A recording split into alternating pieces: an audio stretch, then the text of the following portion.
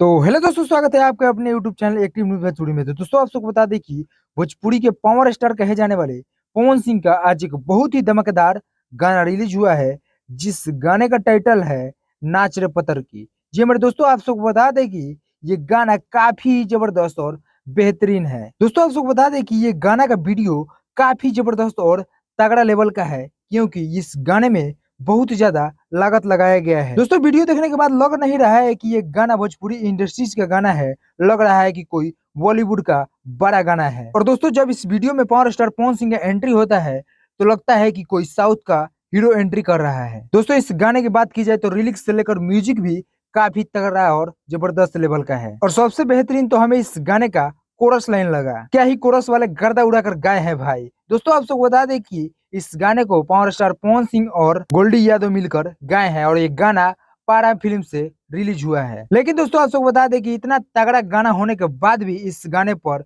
View नहीं आया है। अभी तक इस गाने को 12 घंटा रिलीज हुआ हो गया और अभी तक इस गाने पर 5 ही लाख व्यू आया है। बाकी दोस्तों आप सब गाना सुनिए, काफी जबरदस्त गाना है। तो चलिए आप सबसे विदा लेते हैं, मिलते हैं नेक्स्ट वीडियो में। तब तक के लिए जय हिंद, जय भोजपुरी।